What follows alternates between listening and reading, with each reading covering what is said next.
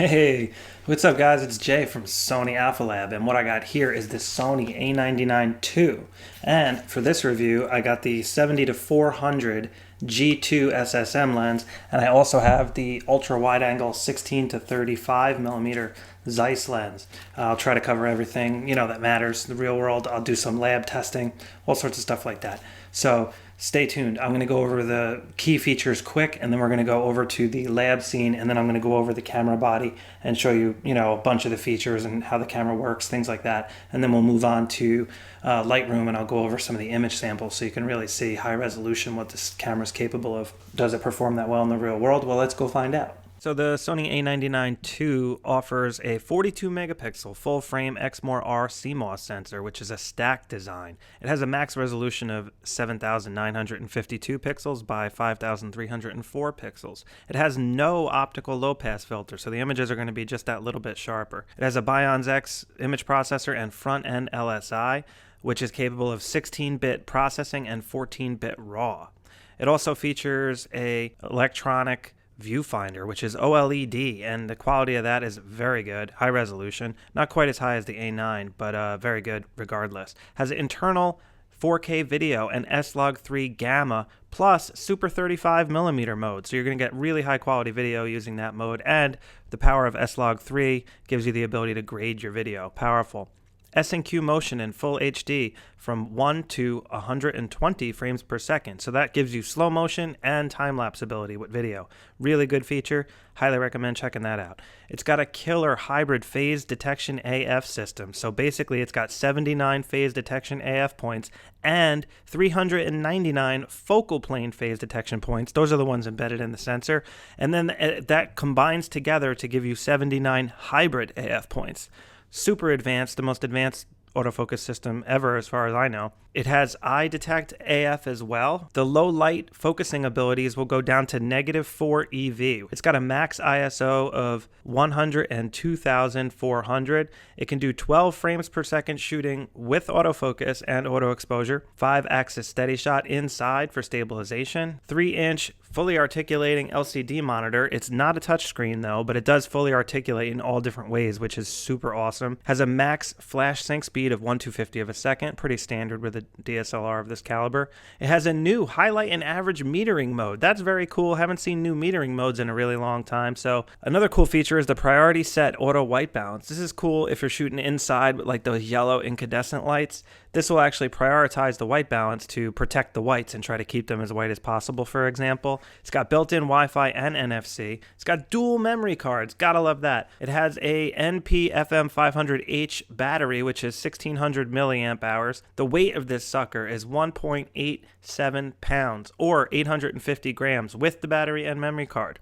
However, it's actually 8% smaller than the original A99. And it also features a magnesium alloy chassis, which is quite rigid and strong, and that offers dust and moisture resistance. So the price tag on this bad boy, we're looking at approximately $3,200 for this camera. So the value for all these features is quite remarkable. All right, guys, so looking at the back of the Sony A99 II, we have the movie record button here. Nice spot for that, real easy to press. We got the menu button over here. We have the thumb toggle here, which you can move around. You can move your focus points with this, and you can navigate the menu system with this. I kind of wish there was a regular dial where you can push on these as well, or have a turn wheel, kind of like on the mirrorless cameras. I wish that was there also, but this does work really good. You have your auto exposure lock here. You got your AF/MF switch, so you can just press that and switch the camera to manual focus real quick if you want while you're shooting. Nice feature. Display button will control the way the screen displays. So I can just click that real quick just to show you. You got your leveler, you got that screen with all your information. Then you have like a minimalist view here. And then you have a function button here. This is a smart teleconverter button here. So when you hit that, if you're in JPEG mode, I'm in RAW mode, but if you hit this, you can automatically like basically pre-crop your photos and it'll give you extra reach. So let me just go to menu and I'll change to JPEG. Alright, so if you press this, see how it zoomed in? Now I'm at 1.4 crop factor. Now I'm at 2.0 crop factor. So basically if you have a 200mm lens, this is giving you an effective 400mm lens and it's cropping your image down, so it's cropping it for you. So the image files are going to be smaller. So you can take more pictures basically, and your buffer will clear faster in this mode, as well as getting additional zoom. There's a play button here, C1 button. You have this is when it's writing to the memory card information there. And then we also have this dial here on the back, which you can use to change your aperture or shutter speed depending on how you have it configured. Then you have your electronic viewfinder. You have your LCD screen here. This LCD screen is awesome.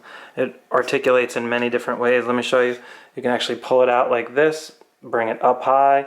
You can swivel it like this and then close it again. And now it's in like armored mode. You can actually bend it all the way down like this, and you can have it aiming forward. Take a selfie, or if you're recording video of yourself for like a video blog or something, you can use it that way as well. It also spins and rotates. See how far it goes. So you can be on the side of the camera, for example. Very, very awesome articulating screen for sure. Build quality is pretty good. It wiggles a little bit, but considering how much it moves, it's very solid overall, I would say. So looking at the port side here, we have all the different ports. Right here is where you would plug in a remote control to control the camera, you know, for like a shutter release cable. Then you have your DC in. This is for an external power source they actually sell, so you can plug in and power the camera via that. Then you have your HDMI and your multi-purpose USB right here. Then you have your audio right here. So you have your headphone jack on the bottom and your microphone jack, great for video. And you have a flash sync port here. Nobody really uses these anymore, but it's still available. And these doors are very nice quality. They have like a little bit of a rubber to it. See how they flex? So they're not hard plastic. They got a little rubber, and they also overlap a lot. They overlap the internal here and create a nice weather sealing, in my opinion. And they also soft lock open. So like right here, it goes click and it kind of like locks open. So it's not going to shut on you and get in the way when you're trying to put a cable in. Now this button here is a really nice feature. It actually acts as like a multi-controller. Default, it's focus modes, but you can actually turn this on and off so it doesn't click. So you can have it so it moves smoothly, or you can have it so it clicks and it's like, you know, click, click, click, click, click. So it has a button here in the front. Now, if you hit that button, it'll bring up whatever this is custom configured to. So like I said, default, it's your focus modes. Here's your lens release button. So you just press that, and then you can turn the lens and it'll pop off like so. See that? Now in here next to the lens is your depth of field preview. And you can see the aperture there. See that aperture changing? Because it's giving you a depth of field preview. But normally it leaves the aperture wide open, so it has maximum light for focusing and things like that. And also, when you're looking at the front here, this little area lights up when you have the self-timer on. So if you have the self-timer set for like 10 seconds or something like that, this actually blinks and it'll give you an indication, you know, that it's actually self-timing. And then also up here, note how it has another control dial. And then on the grip side of the camera, we have an awesome grip. It really feels great in the hands. It has like notches for your fingers and stuff. This is the memory card door, and you just slide it back and it pops open. And you got slot 1 here, and then you got slot 2. You just basically press and your memory card comes out.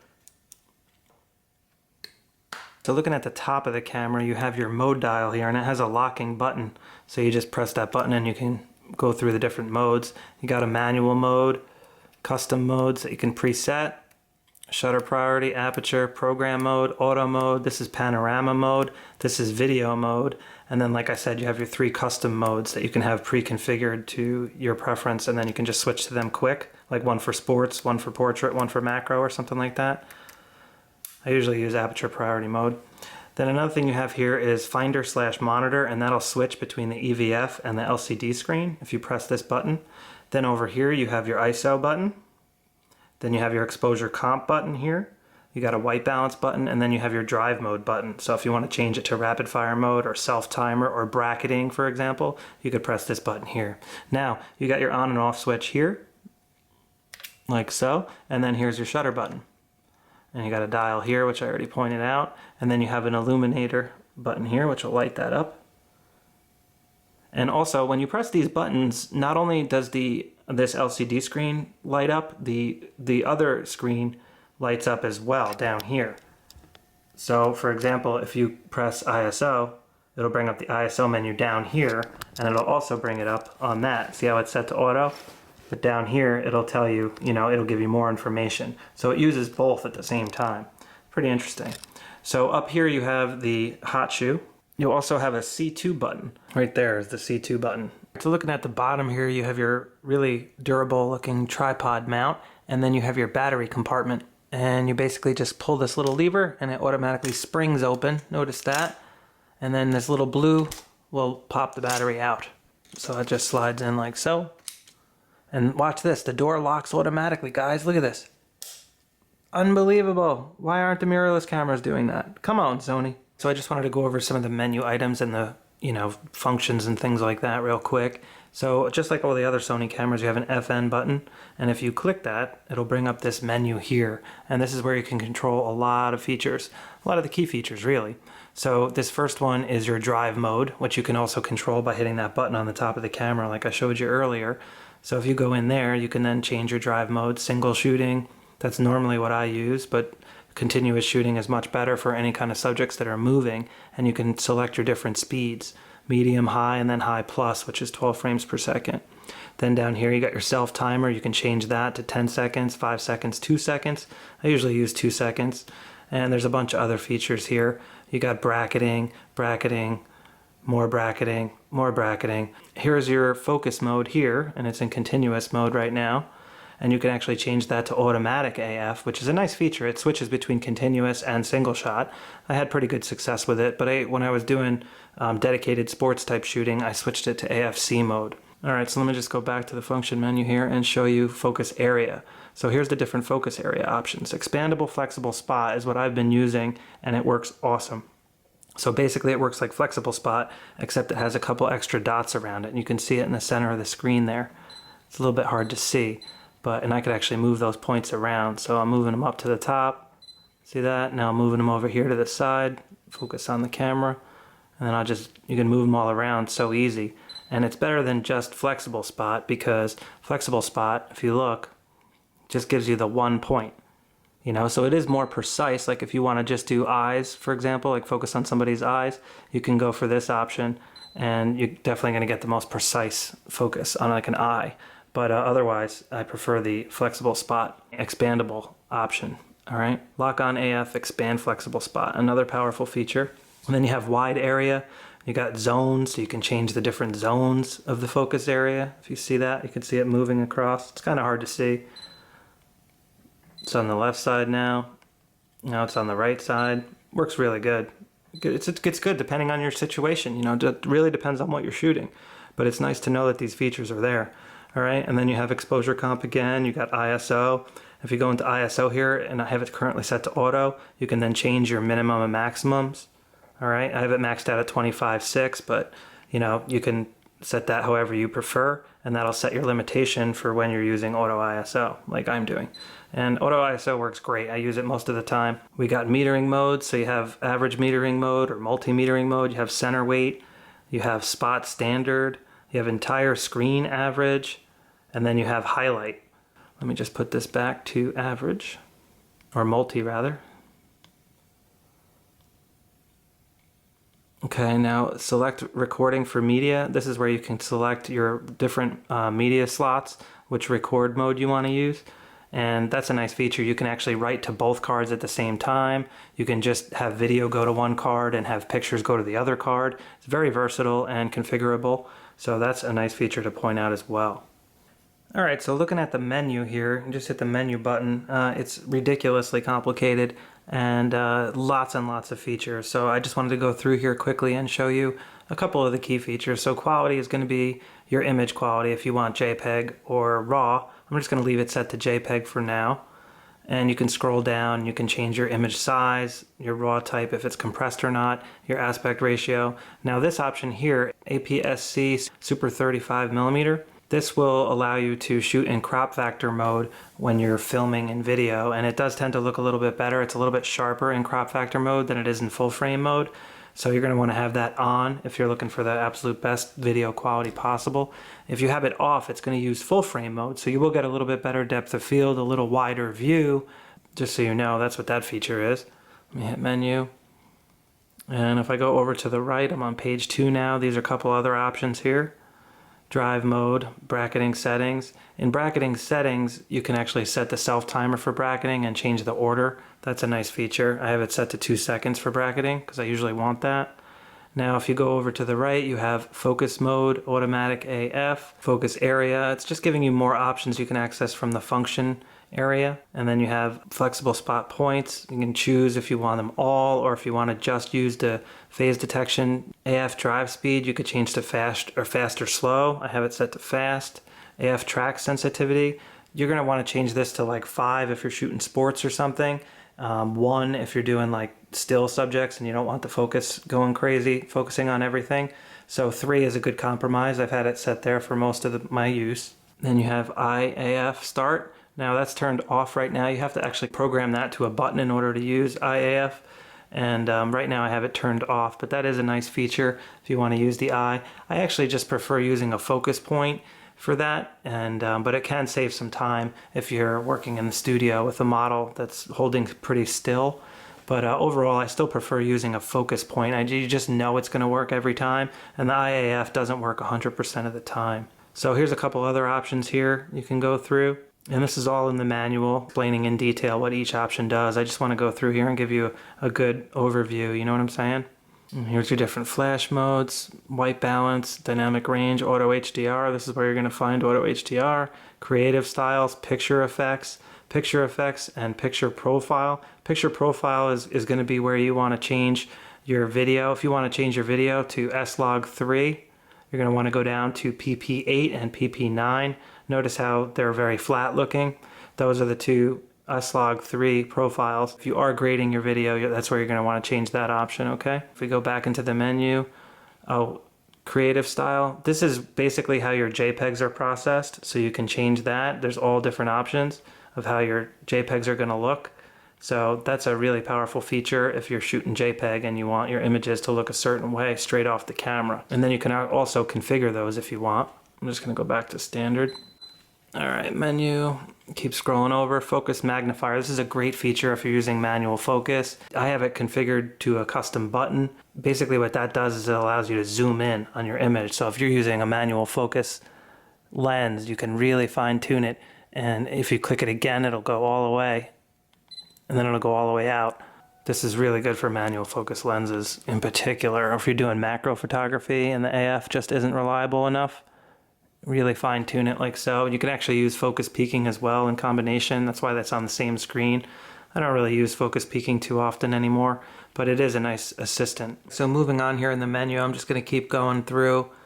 Anti-flicker shoot, you can turn that on and off. Face detection, on and off. Now, face detection I like to use. I always encourage you to leave this feature on. However, lately, shooting with lots of people, I noticed it's kind of more of a burden than it's worth. So I would recommend turning that off depending on your use. You know, if you're only working with one subject, then having it on is pretty good. But if there's a bunch of kids or a bunch of people around, then you're going to want to have it off. And on top of that, the camera is calculating the entire time looking for faces, so you do lose a little bit of processing power by having that feature enabled. Just food for thought. Again, I really like using the feature, but you don't always need to use it. So let me show you some of these video options. And of course, on the top of the camera, you have your video mode for the mode dial, okay? So I'm just going to switch it to video mode here. So now I'm in video mode. Notice how it crops down for you to show you what it's going to look like when you actually record, and then the meter comes up, the audio meters. So that's a nice feature when you switch to actual video mode on the mode dial.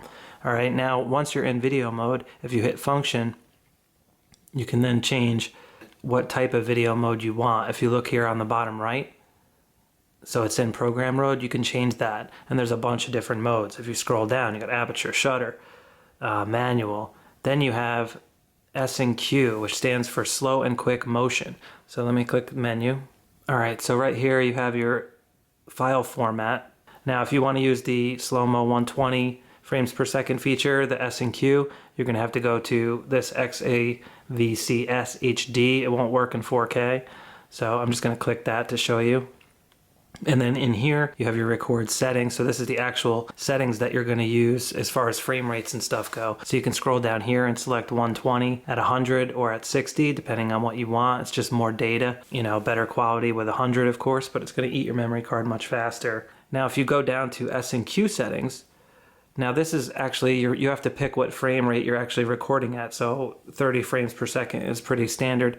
Now if you go down here, you can change your actual frame rate. If you look, you can go all the way down to 1 frame per second. So you can do that if you want to do time lapse or something. And then you have AF track sensitivity. You can do standard, responsive, locked on, just leaving it on standard. I'm just going to take it out of movie mode for a moment here. Put it in manual mode. All right, so menu. We'll just keep going over to the right. You have audio recording, audio level display, you can turn that on and off. Marker display, that's for video, so you can turn that on so you can see where it's gonna clip, you know, for the crop. And you got marker settings, so you can change that. You got electronic front curtain shutter, that's on. Release without lens is disabled. Notice on the mirrorless cameras that's enabled by default because they assume you're going to be adapting lenses. This camera, they don't assume that you're going to be adapting lenses. Steady shot on, steady shot settings. You got your zoom settings here. Display button, finder monitor. You got zebra, that's great for video if you're trying to look at the exposure of the highlights in particular, especially if you're going to do S-Log3 and you're grading. Grid line, I have it set to rule of thirds.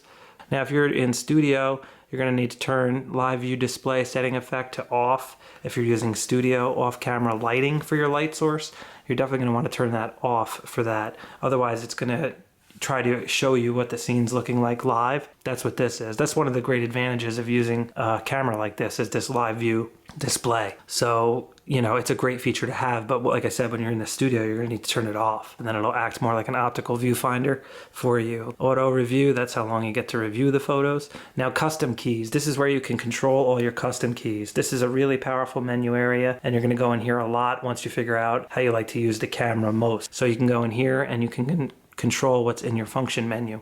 All right, so when you hit this FN button, you can configure it here and you can change all those settings. All right, so also custom key shoot. You can change your dial setup. So right here, it's aperture and then shutter speed, right? You see that for the front versus the back. Dial exposure comp, that's turned off. Movie button is on. You could disable the movie button if you never hit it and you're hitting it by accident or something. You can just disable that here. So custom key shoot, if you go in here, you can then control, and this is where I put for custom button 1, which is down here on the lower right. You could just see the top of it. That's where I have focus magnifier. So you can control all that stuff there, and that's where you can program it. Now if I go back, there's more features here for different custom keys, like the AEL auto exposure lock. You can make that something else. Like if you want to do back focusing or something like that, you can program any of these buttons really. Quite powerful, quite powerful. I'll just keep moving over. You can lock the dials if you want. Audio signals, you can turn that off. You want the camera to be more quiet. And these are your wireless settings. So if you want to connect your camera wirelessly, it'll turn the camera into a hotspot, and then you can connect with your smartphone or a tablet and suck the pictures off. All those settings and stuff are in here. I'm not going to go through that now. Playback, these are your different playback options. How you're viewing it, so forth. You can enlarge, rotate, all sorts of stuff like that. You can see where the focus was. You can enlarge to the focus position. Notice that, really nice feature. Printing. Now your toolbox is where there's a bunch of other settings I wanted to show you, monitor brightness in particular. So check this out. If you go in here, a lot of times when you're shooting outside and you're trying to use your display, your LCD screen, like if you have it low to the ground and you have the LCD out aiming upward, you're going to want to use the monitor brightness. And if you go in here, you just click it, and you can go to manual, or you could just skip right over that and go to sunny weather mode. I like sunny weather mode because it makes the screen super bright and you can see it in the bright sunlight, but it's also going to suck some battery life. There's no doubt about it. So when you're done with it, you want to turn it off, but that's where that feature is. And it really works good for when you're shooting outside and you have the screen like aimed upward. Gamma display assist, another nice setting. And then volume here, you can turn your volume down again for the beeping. You can just turn it all the way down or off if you want. I like to have it sometimes. It's nice to know it confirmed, but again, it's annoying in a lot of situations as well. So you're going to want to turn it off, and that's where those features are, okay? Menu.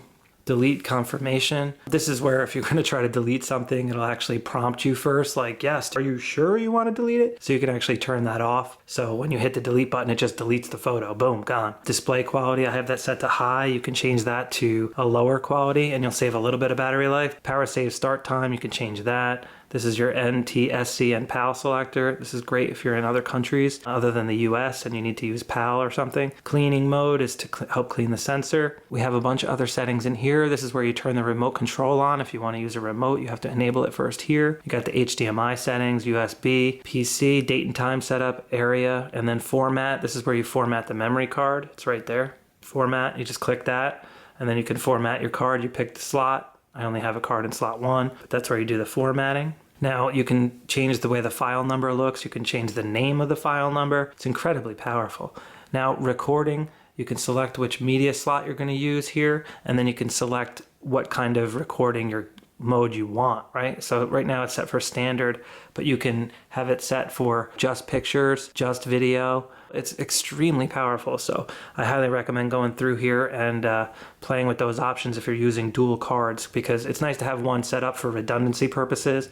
And this is where all those options are, okay? Moving over, you got folder names, recovery, image, display. This is your version, the current firmware. I don't think there's any firmware update for this. I just checked and I didn't see anything. But right now it's still at version 1. All right, so now this will bring us back to the main menu. What I wanted to show you here, I'm just gonna do some quick focus testing, and I actually have the 70 to 400 millimeter G2 lens on here, and it's at 400 millimeter, okay? So the depth of field is extremely narrow. I'm using auto ISO, and let me just show you what settings I got here. I'm in continuous autofocus mode here, and I'm at single shot, okay?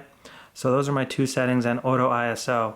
So I'm also using focus area. Let me just change this to expandable flexible spot. That's really what I want. I'm going to click that one.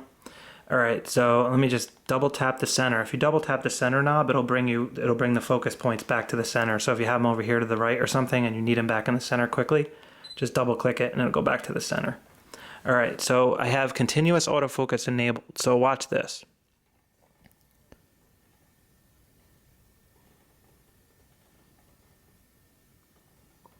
All right, see how it's not going to the screw in the front again? There it is, it's going that time. I'm just holding the shutter button down this entire time, okay? I'm not letting it go. I'm just holding it. And it's figuring it out. Now the background, it can't figure out. It doesn't know that, so I'm letting go of the shutter button and pressing it again, and then it figures it right out. But if you're holding it down just like in continuous focus mode, see how in that screw it didn't figure it out? All you gotta do is let go and press it again, and the camera will adjust. It really works well that way, but I just wanted to show you how continuous works. That works really good too, but not all the time. Like right now, see it's struggling? There it goes. So let me just change the focus mode quick. Function. So instead of continuous, I'm just going to go to AFA. It'll beep when it confirms. I just wanted to show you how quickly it works when you do it this way though. It's noticeably quicker than continuous when doing, a test like this. I mean, this isn't really a real world thing. This is more of a, lab scenario.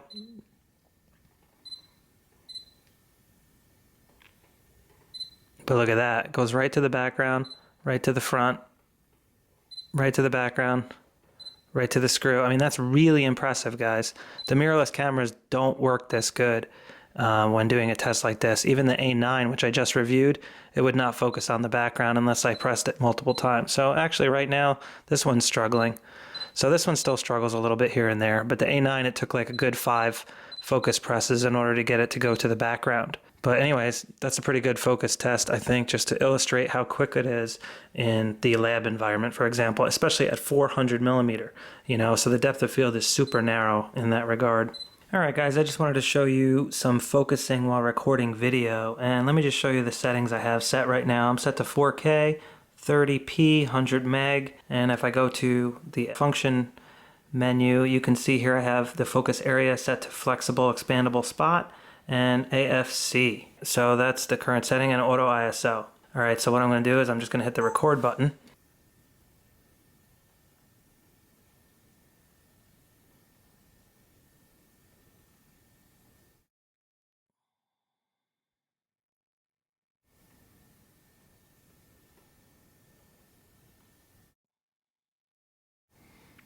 It looks really good. I mean, this is at 400 millimeter, so the depth of field is so narrow, and the lighting is pretty low in here. I'm impressed, guys. I'm really impressed. All right, so there it just glitched. It glitched again. There it goes. It recovered. Overall, I'm impressed with that. So there you have it. That's autofocus while recording video. All right, so continuing with the lab testing, I just wanted to go over the ISO images first. Now, this is ISO 100, and of course this is going to look really clean when zoomed in all the way. And I will just scroll through here so you can see as the ISO goes up. Here's 400, here's 800, 1600, starting to see a little bit of noise. Not much, but just a little bit. You can see in the shadow areas and stuff. Here's 3200, a little bit more noise coming in. 6400. Here's 12,800, and you can start to see now some of the color in the shadow areas is going away. Definitely notice that between these two. Here's 64, here's 1280. And now here's 25,600. Again, some of the color starting to go. You can see some of the noise coming in. Overall detail is still very good though. Here's ISO 51,200, and again the color is noticeably going away. If I scroll over here, you could see on the A7R, the R itself, the color on the R is noticeably leaving. So then we have ISO 102,400, and this is the maximum ISO, and you can see the purple starting to come in on the image. You see the purple color cast coming in? You don't really see the purple so much on the ISO 51,200, but on the 100,000, there you can see it clearly comes in. Now, I also shot the color chart here just to show you how the color maintains even at these higher ISO levels. And this is very impressive to me looking at the color chart. So this is ISO 102,400, and let me just compare that to ISO 100.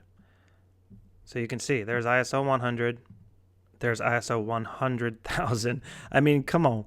That's impressive stuff, guys. I mean, back in the day, we wouldn't even get this with ISO 800. All right, so now back to the lab here. I just wanted to show you what an aperture run looks like. So this is basically what you'll get on a full frame sensor, 35 millimeter f2.8, okay? This is f2.8. This is f4. So here's a good comparison between f2.8 and f4. See that? 2.8, f4. So that's what you get for that extra aperture speed. It's a big difference. It might not seem like a lot, but it actually is in the real world. And this is f5.6, f8, f11, f16, and f22. All right, so let's move on to the real world. All right, so let's check out some action shots next. Now, I took a ton of pictures with this camera. Looks like I got almost 2,000 photos with the A99, and I took a ton of action shots, so that's where a lot of the image count came from, just the repetitive, 12 frames per second shooting. So here's a couple images of Jace, and you can see it just keeps up. He's in the air right there. And then this last frame, it actually loses it. So he was running extremely fast. I took a lot of pictures of him, and this was just a good series because he was actually coming towards me. But then this last one, it did lose the focus. He was really close, but the last one lost it. So you can see there just how sharp that is. And then now here's another consecutive run. This one here was a little bit blurry, but then this one, it picked it up, and then it kept it all the way. Sharp, sharp, sharp, sharp, sharp, sharp, sharp, all the way around. And I got multiple series of that, guys, so I just don't want to drown you out with hundreds and hundreds of pictures here. Just trust me, I went through them all. Those are all sharp. Now this is a long run of Layla coming at me on her bicycle, and every single one of these shots is sharp. I went through, and I can just hold it down. You could watch her. These are all sharp. It almost looks like a movie. All right, and then here's her going away. Let me zoom in on one of these just so you can see the detail. So you can see just how sharp these images are. I mean, they're tack sharp, frame after frame after frame. All right, so the autofocus abilities of this camera are as advertised. They are exceptionally good. Very similar to the A9, as a matter of fact. The A9 and the A99 are really close in the real world. I mean, as far as hit rate goes, they're very similar.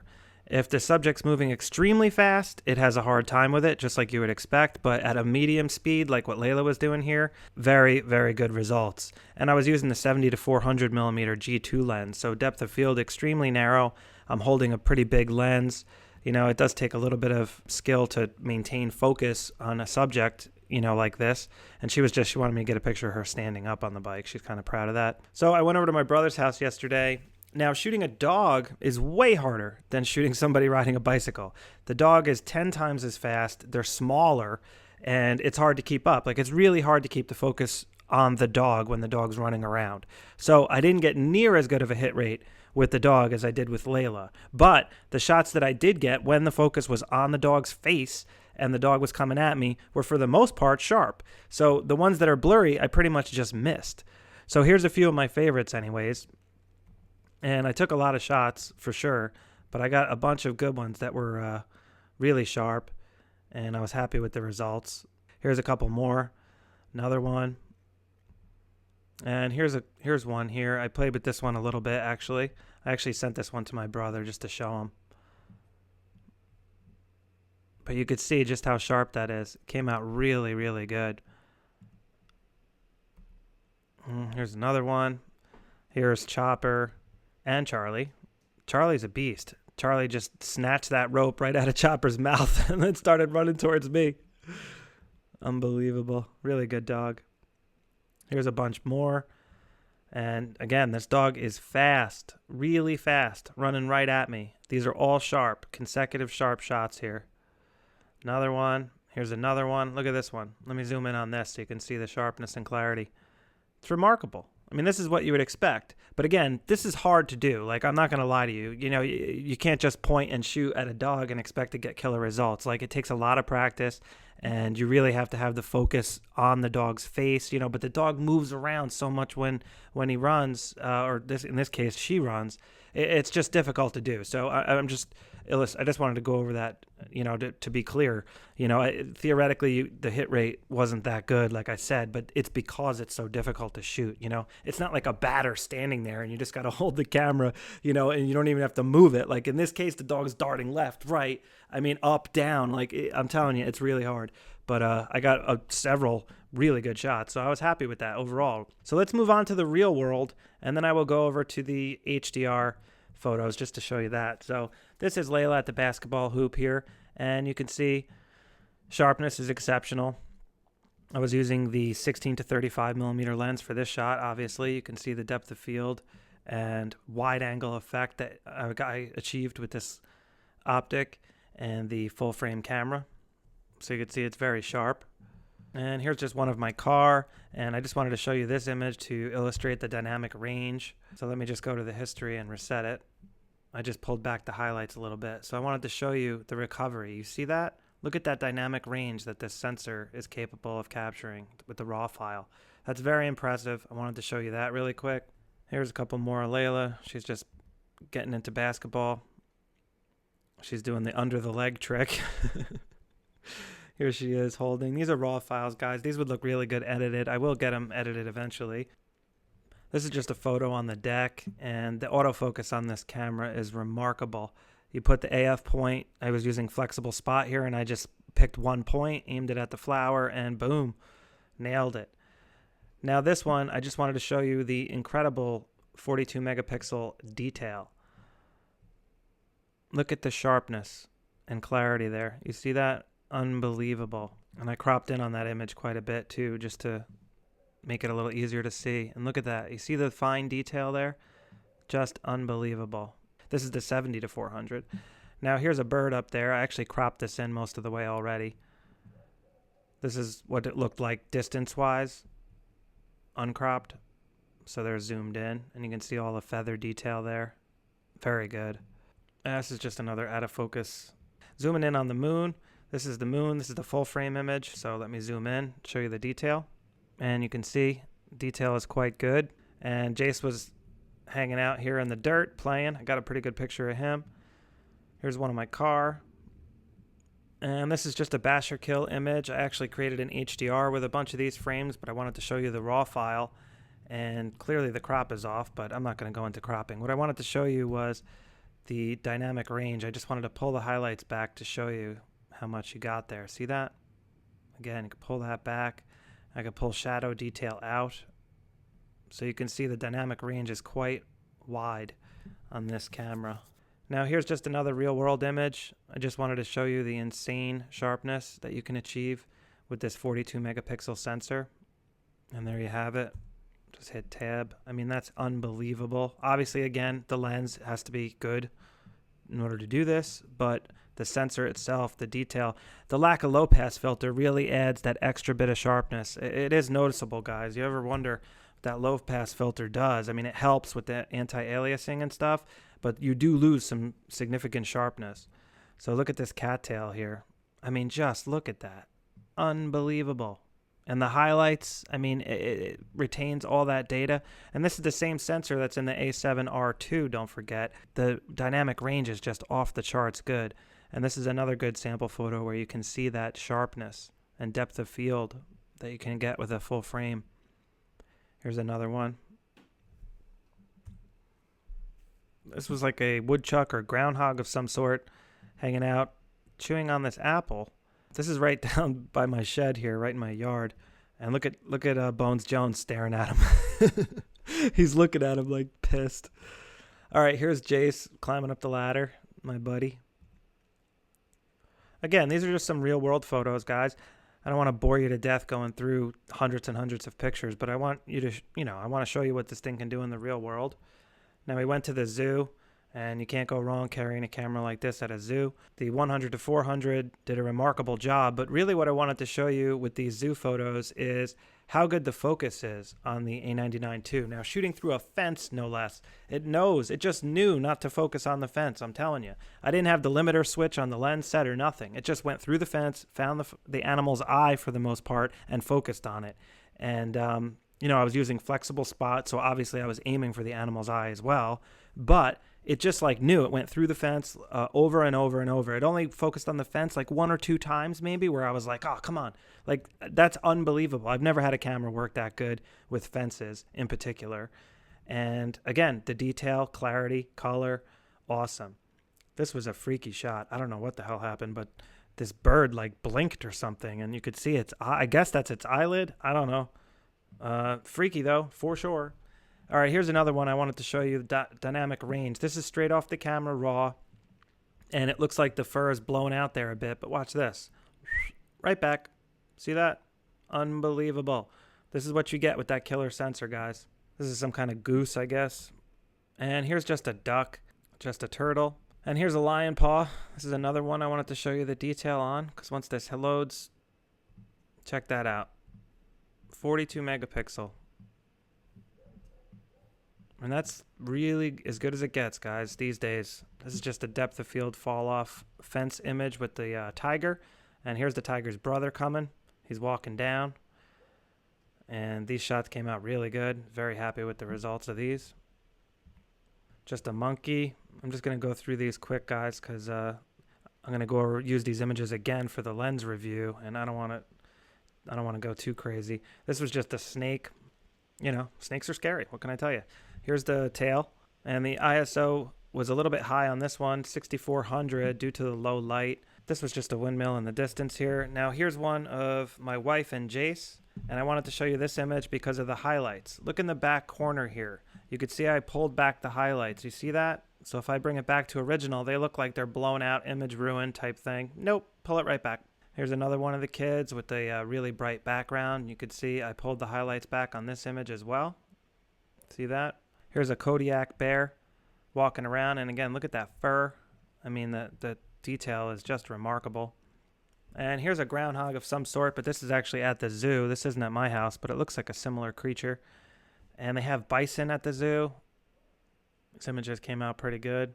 I didn't pull the highlights back, but I used an adjustment brush to paint the highlights back. Here's one of Jace getting some feed for the animals. Cute llama.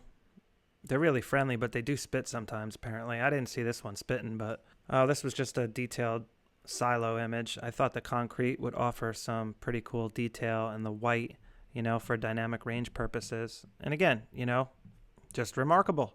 this zoo also has some cars, like museum type stuff in there. So I just took a couple of depth of field fall off shots, and it was very low light in here. So this is ISO 12,800. And at the end of the day, you can see some noise, but the images look fantastic overall. Color, clarity, really can't complain with the detail considering ISO 12,800. I mean, they're totally usable in my opinion. I mean, some people don't like any noise, but to me, this is totally acceptable. Here's another one of my wife and Jace just taking a quick break. I'm actually standing over by the snake pit taking pictures of this dude. He was the snake pit knowledgeable person at the zoo here. Parker. This guy was incredibly knowledgeable, man. He was just pounding out the knowledge. Here's a copperhead. This is a copperhead snake. And let me just show you what this looked like originally, because I actually edited this one. So here's what it looked like on the import. And you can see shooting through the fence, I lost a lot of contrast on the snake just from the fence. But I was able to brush all that back in right here in Lightroom to make the image look like that. I was impressed with the result there. It was an easy fix. It only took me a minute or two. Here's one Michelle took of me and the kids. I was really happy with how this came out, although it would have been better at f5.6 to blur the background more. But f8 still looks really good. And here's another one my wife took of the gorgeous lion at this zoo. Unbelievable how good. The color, the clarity, I mean, fantastic. Granted, the lighting was exceptionally good at this hour as well. Just a side profile. I think I took these shots. This was cool. They were trying to pass each other, but only one could fit. So they were like, "Rrr." And here's one of Jace. He was actually he shoved his hand through and pet this thing on the head. I was a little bit nervous, but luckily it's a friendly animal. And here's one. Michelle was actually eye to eye with this bird. It looks like she's really close, but she's actually like 5 feet away. And just look at this bird. It's actually like pretty. It almost has like blue eyeliner. You see that? It's unbelievable. Looks like a pretty bird, you know? And here's one of the kids just leaving the zoo. Pretty happy with that. Just a fun shot. Now this camera also takes panoramic photos. It has the panoramic option on the top, and basically you just start at one end and then you turn and the thing just goes boom, boom, boom, boom, boom, boom, boom. It rapid fires and then combines them all and gives you this awesome panoramic result. You know, this is great. You could just print that right off, and the image quality is very good. Now here's just another scene here. Just wanted to show you architecture shot. I did do a lens profile correction here, so it's not a lens review, but here's what it looked like originally. So I did do a correction, and as you can see, the detail is phenomenal. Unbelievable. Clarity, quality. And here's another dynamic range scene. Just wanted to show you. You could see the highlights are pretty bright, and if you look up here at the histogram, you could see that the images, the sensor's being pushed pretty far in the shadows and in the highlights. So I just wanted to show you how you can bring that back. See the highlights there, and then the shadows. So all that information is there on the chip, okay?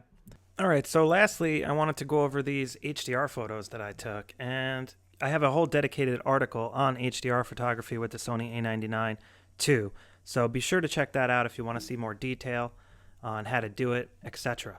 I used HDR Effects Pro to process these, but basically they're combined with 3 frames. This one actually is 5 frames or 4 frames I used for this. And I just wanted to give you an example of what this camera and sensor is capable of. And you could see here, phenomenal results in my opinion. So I enjoy doing HDR photography. They look, surreal in a lot of ways, but they're eye-catching. Here's just another one. And the creepy house. All right, so I just wanted to show you some real-world video here, and this is outside. I was trying to get some footage of that groundhog animal thing, and I figured I'd just do a couple transition tests here. And I was using the center focus area with flexible spot, and you can see the focus during video is unbelievable. I've seen some reviews where people say it sucks, but not in my experience. Look at that thing. I think it's just a groundhog. So we throw some fruit out there occasionally, and instead of throwing it in the garbage, we'll throw it out there, and of course this monster comes over. So we're actually feeding the beast, which is not a good idea, but whatever. Next we go into the lab. Layla wanted to do some green screen fun, and I'll show you the slow motion. Hey, action!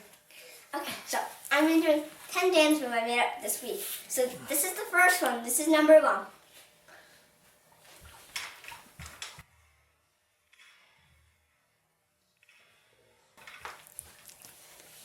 I'm going to do my trick move.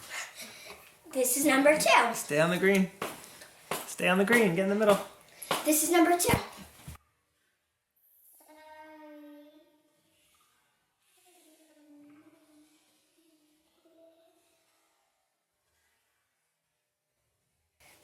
Sorry. This is number 3. Oh my goodness, Layla. This is number 4. I just take your time. So this is recording at the 120 frames per second, okay? And then I just slowed it down. And here's the actual footage. Pretty awesome slow-mo for sure with the A99 too. Can I do my trick? Is it my turn now? This is Jace.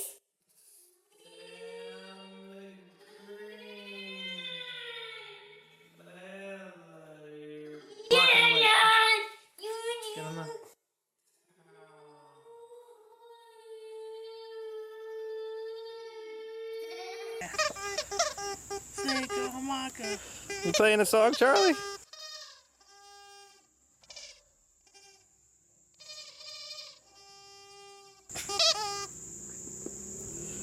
Alright, so my final thoughts on the Sony A99 II. This was one of the best cameras I've ever used in my life. I had a lot of fun using this camera, more fun than any other recent camera. The A9 I had a lot of fun with, don't get me wrong, but this camera, it actually made me like giddy at points. The autofocus is phenomenal. It's like a mind reader going through fences and things like that. Incredible. The A9 autofocus was also excellent. Don't get me wrong. It was able to track and things like that, but I just didn't have the same like giddy feeling when I was using that camera for whatever reason. Like the fun factor was higher on this camera. I can't really explain why. I think it might have something to do with the better build quality and ergonomics of it. The LCD screen on the back with that unbelievable articulation that it can do. And then also the way the port doors are designed. They're just better, more refined, and it just feels better in the hand. You know, it's a DSLR versus a mirrorless. The weight, it's a little bit heavier, but that didn't bother me at all in the real world. So, you know, $3,200 for the A99 II. The A9 mirrorless is $4,500. That's $1,300 more money. And you pretty much get the same thing as far as camera performance goes, except you get way more with this camera because you have the killer 42 megapixel sensor found in the A7R II. Now, the A7R II, an also phenomenal camera. So would you rather have the A7R II or the A99 II? Well, the A99 II, you get A9 autofocus performance and A7R II sensor resolution and performance. So it's like the best of both worlds in one camera body. Now, is Sony gonna continue the A-mount line? I have no idea. I really don't know. I don't think anybody knows. All right, so negatives of the Sony A99 II. I mean, no camera's perfect, let's face it. So you may remember when I reported that the thumb toggle earlier on in the article, my first impressions, I said the thumb toggle was a little bit finicky. Well, it turns out it's not the thumb toggle, it's really the whole camera. It's like when you try to change a dial or something like that, every once in a while it's like unresponsive for like a split second, like half a second, and then you'll turn it and then all of a sudden you'll see it starts working. And that happened with the thumb controller a few times and other various dials when I was trying to change the ISO, for example. But again, I never missed a shot because of it, but it was definitely noticeable and you know, worth noting. It didn't have that like insane snappy responsiveness all the time. It every once in a while it was like it took a second to respond, or half a second, not even a second, but it was noticeable, you know what I mean? My battery life was pretty good, but like when I was done, you know, towards the end of the day, the battery was definitely low, you know, so could be a little bit better there, I suppose. There's no USB charging. I really like that feature because when I'm sucking the images off the computer, I usually just leave the camera plugged into the computer and it charges, you know? Well, that doesn't work with this one. You got to plug it in, you know, to the wall charger is how I do it. All right, so the other thing that would be nice it'd be nice if there was a touch screen on the back. It's not a touch screen. Again, not the biggest deal, but that would be a nice feature. in addition to the touchscreen on the back, it'd be nice if there was another dial, you know, like a round dial where you can just scroll quickly. I mean, the thumb toggle works pretty good, but it's just the toggle. There's no left, right, or anything. It's just the toggle. So like a wheel that you could turn. I kind of like that on the mirrorless cameras. That would be nice. Hopefully Sony continues to support the A-mount cameras. I believe they will. They have a lot of killer A-mount lenses, and there's just no reason not to. Folks like me, you know, who are enthusiasts and, you know, do professional work on the side and stuff, they're going to want all those killer pro features that only DSLRs currently provide. The A9 is the closest to a DSLR yet, but it's still not there. It just doesn't have all the features, you know? It has a lot, don't get me wrong, but not everything, you know? The power and the features to cost ratio, in my opinion, it beats all the competition. All of them. Nikon, Canon, Pentax even. Pentax is another really good bang for the buck type of camera system, but the Sony A99 II going against the Nikon and the Canon, I would rather have this camera, personally. You know, I'm just being honest. It's better for video, and the features it has are just remarkable. The autofocus supposedly might be a little bit better on the latest Canon and Nikon cameras, but I haven't tested those cameras myself, so I can't really say. The autofocus performance of the A99 II is phenomenal, though. Even tracking high-speed subjects like dogs, which is, a fast dog running is almost impossible to capture with any camera. You know, over the years, I've taken a lot of dog pictures, and it's very difficult. But the A99 was able to do it, did a really good job. With Layla riding her bike a little bit slower compared to the dog, the hit rate was phenomenal. Almost every shot was sharp as long as I had the focus in the right spot. I mean, when I strayed away, of course, the focus is going to be off. But if I was on her, it was sharp. So yeah, so that's pretty much it for this review, guys. I really hope you got what you were looking for. I tried to cover everything. And, you know, obviously there's a lot of other reviews out there. So if I didn't cover what you were looking for, be sure to check out the other reviews. And also, I have a ton of articles on Sony Alpha Lab dedicated to the Sony A99 II. So HDR processing, I show you how to do that with HDRFX Pro using the A99 II RAW files. Also, I have another article on ISO, so it'll show you that in higher res detail. I also have zoo sample photos, a whole article on that. I also have some initial impressions with more photos. So there's a lot going on with the A99 II on the main website. And I also have the full written review. Look below for all of those links, okay? And also, if you guys appreciate what I do, I would really appreciate it if you would consider supporting me on Patreon. That would really help me out. Please be sure to subscribe. If I didn't cover anything or if you have questions on the A99 II, just ask below, okay? You can either ask on the website, you could shoot me an email, or just ask below the comments section in the review itself, and I will reply and try my best to help you, okay? Obviously, this video will be 2 hours long, 3 hours long if I covered every actual possible detail and feature, so I have to cut it off at some point. So about an hour long, I think, is acceptable, you know, for compromise. You know what I'm saying? That's about it for this review, guys. I really hope you got what you were looking for, and please have a wonderful day.